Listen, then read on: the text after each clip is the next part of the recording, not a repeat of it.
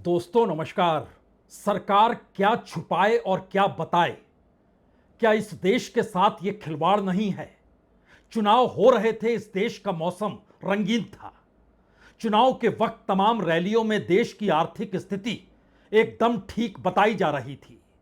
पूरी दुनिया आर्थिक क्राइसिस से गुजर रही थी और दुनिया के सामने आर्थिक क्राइसिस की सबसे बड़ी वजह क्रूड ऑयल था।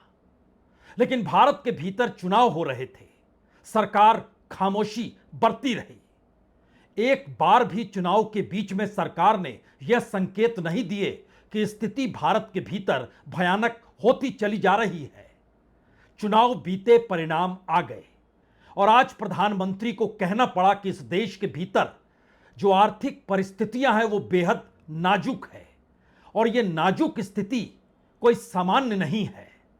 कोविड काल के दौर से भी कहीं ज्यादा भयानक है, क्योंकि दुनिया के सामने इस वक्त संकट सबसे बड़ा तेल को लेकर है, करेंसी को लेकर है, खाद्य पदार्थ को लेकर है, फर्टिलाइजर को लेकर है, फ्यूल को लेकर है। यानी आप जिस भी क्षेत्र में झांक लीजिए, परिस्थितियां इतनी नाजुक हो चली है कि आज खुले तौर पर प्रधानमंत्री को यह कहना पड़ गया कि दरअसल 1 बरस तक आप सोना भी मत खरीदिए। इस देश की इकोनॉमी डावाडोल है। कोई भी फंक्शन ऐसा ना कीजिए जिसमें पैसे बहुत खर्च हो रहे हो। जो आप सफर करते हैं उसमें भी अब आपको इलेक्ट्रिक वाहन से सफर करना चाहिए या फिर सफर कम कर देना चाहिए। और जो लोग यात्राओं के लिए निकलते हैं, खासतौर से विदेशी यात्राओं के लिए, जो मिडिल क्लास गर्मी की छुट्टियों में निकलता है, वह कम से कम 1 बरस तक नहीं निकले। दरअसल यह परिस्थिति इतनी भयानक एक झटके में हो गई, या फिर 28 फरवरी को जब युद्ध शुरू हुआ था और उसके बाद से होर्मुज रूट बंद कर दिया गया था, खाड़ी देशों पर ईरान ने अटैक शुरू कर दिया था, इजराइल और अमेरिका ने पूरी घेराबंदी वेस्ट एशिया में कर दी थी और आज भी आर्थिक नाकेबंदी होर्मुज रूट पर है, यानी समुद्री आवाजाही बंद है।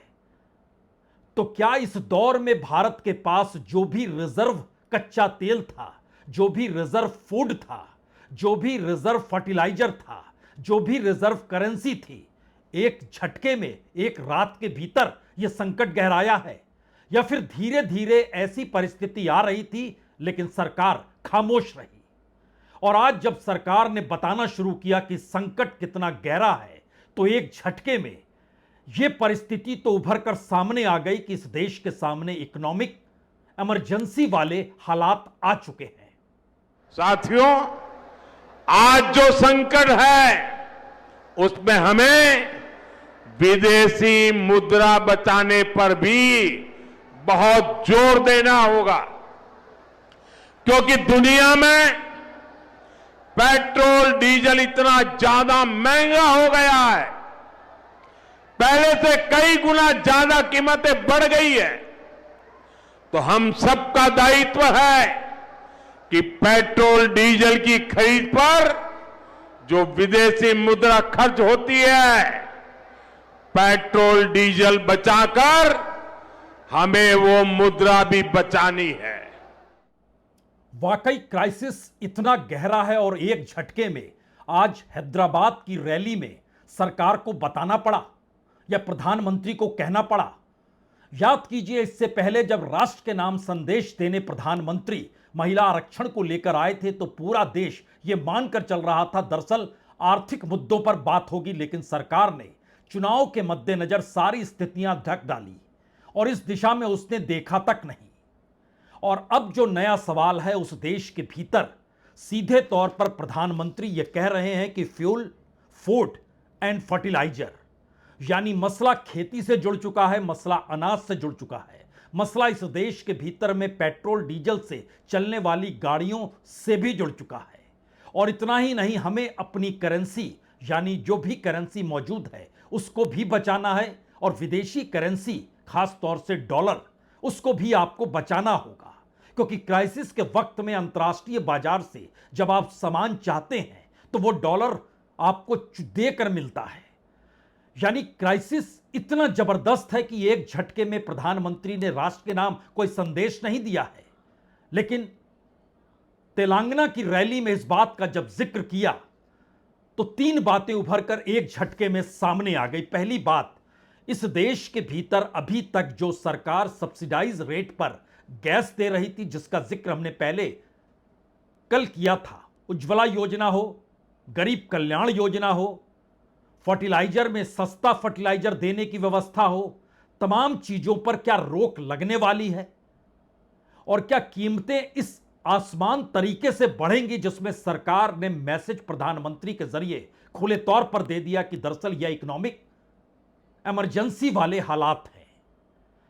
तो सरकार क्या तैयार कर रही है कि आप तैयार हो जाइए और अब आपके सामने संकट जो महंगाई का आने वाला है उससे आप बच नहीं सकते हैं, क्योंकि सामान्य तौर पर इससे पहले जिन भी परिस्थितियों में कभी प्रधानमंत्री ने देश की अर्थव्यवस्था को लेकर, इकोनॉमिक कंडीशंस को लेकर और अंतर्राष्ट्रीय युद्ध से भारत पे जो असर पड़ रहा है उसको लेकर ऐसी भयावह तस्वीर नहीं दी थी। लेकिन आज जब उन्होंने खुले तौर पर कहा कि कम से कम 1 साल तक आप सोना भी मत खरीदिए, शादी का फंक्शन होता है वहां सोना भी मत खरीदिए, यह मैसेज दरअसल अब पैसा बचाने का, और गोल्ड में अगर आप पैसा लगा देते हैं तो इसके बाद जो महंगाई इस देश में आने वाली है वो तूफान या सुनामी की शक्ल की होगी। तो आपके पास पैसा रहना चाहिए, अन्यथा देश में अफरा तफरी मच जाएगी। इस दिशा में क्या देश की अर्थव्यवस्था जा चुकी है और अभी तक उसको छुपाया जा रहा था, बताने से सरकार हिचक रही थी।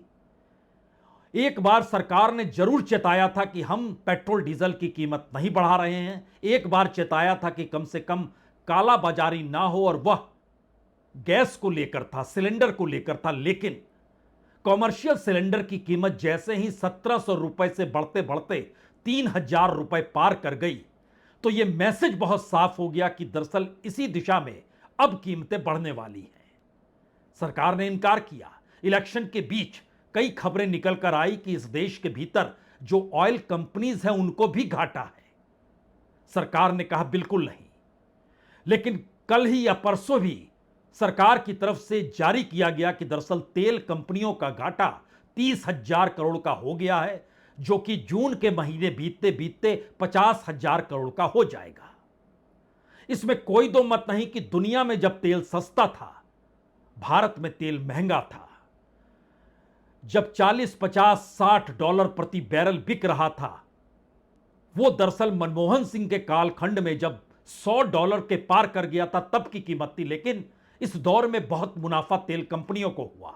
लेकिन नया सवाल तो यह है कि सरकार खुद पर जितना खर्च कर रही है, अब खुद के खर्च और जो उनकी योजनाएं हैं लाभार्थियों को लेकर, अब वहां पर सीधा असर पड़ने वाला है।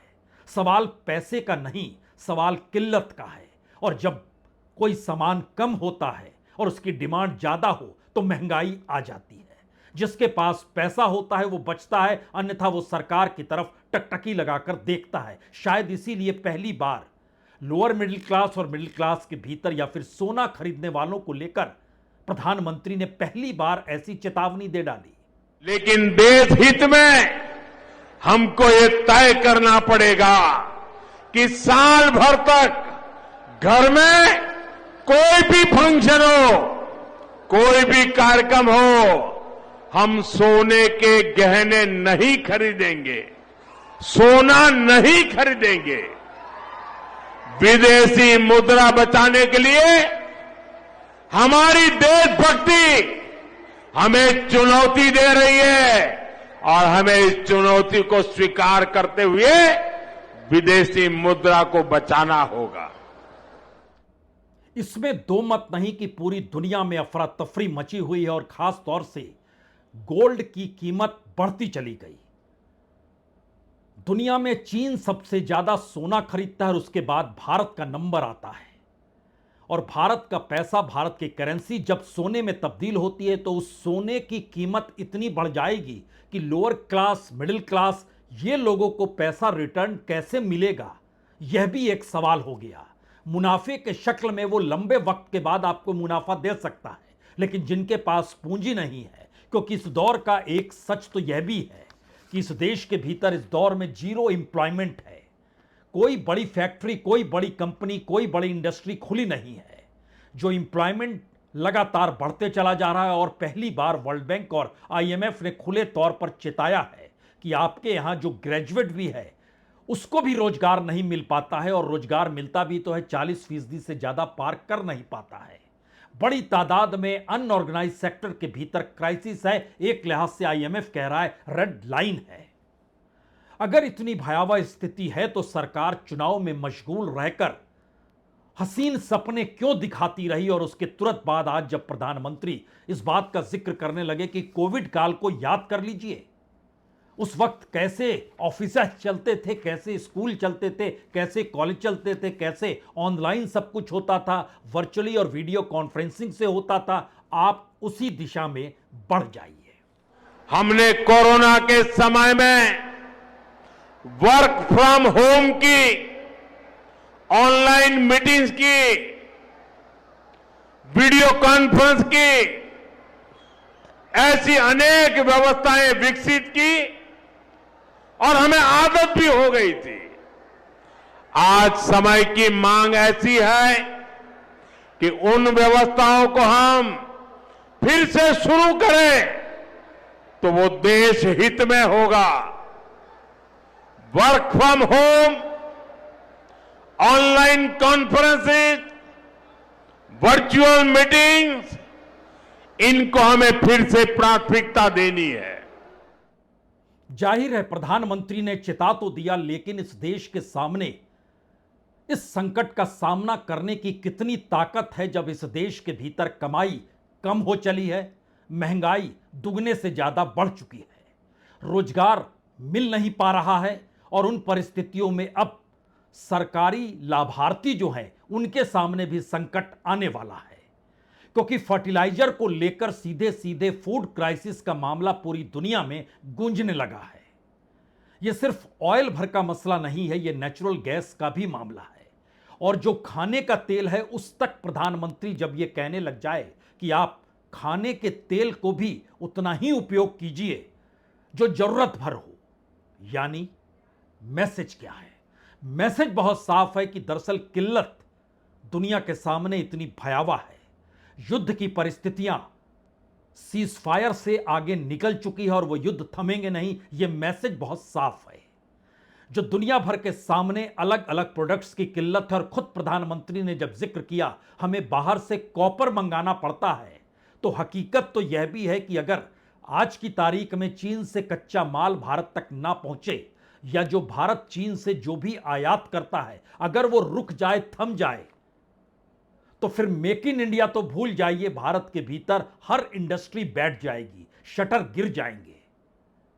क्योंकि इस दौर में अमेरिका के साथ जो भी संबंध रहे हो, लेकिन अमेरिका से एक ऐसा सामान तो भारत तक पहुंच पा नहीं रहा है, और इन सब के बीच भारत का जो व्यापारिक घाटा है वो पिछले फाइनेंशियल ईयर की तुलना में इस बरस यानी जनवरी से लेकर अप्रैल तक के बीच में वो आंकड़ा बतला रहा है कि 200% से ज्यादा व्यापारिक घाटे की परिस्थिति में यह फाइनेंशियल ईयर आने वाला है। और सबसे बड़ी बात तो यह हो चली है कि रुपए की कीमत, जिस विदेशी करेंसी को बचाने का जिक्र प्रधानमंत्री ने किया कि आपको विदेशी सफर नहीं करना है एक बरस के लिए, वो मैसेज बहुत साफ है। देश के पास कम से कम करेंसी तो रहनी चाहिए, वो विदेशी करेंसी आप अगर उसे खर्च कर देंगे और संकट गहराएगा तो फिर उसके बाद कुछ भी बचेगा नहीं। क्या सरकार जिम्मेदारी से भाग रही है या फिर जिम्मेदारी को बताना चाह रही है? सरकार क्या यह मैसेज चिता कर दे रही है कि आने वाले दिन बड़े संकट भरे हैं, या सरकार यह कह रही है कि अब आप समझ जाइए चुनाव खत्म हो गए, जो सुनहरे सपने थे आपने देखने थे देख लीजिए, लेकिन अब समझ जाइए। इकोनॉमिक इमरजेंसी की ऐसी स्थिति पर ऐसा भाषण राष्ट्र के नाम संदेश में शायद देश को चिताता, लेकिन एक रैली में प्रधानमंत्री का यह भाषण उस मैसेज को दे रहा है कि किसी तरीके से सरकार अभी भी बच बचाकर निकलना चाहती है।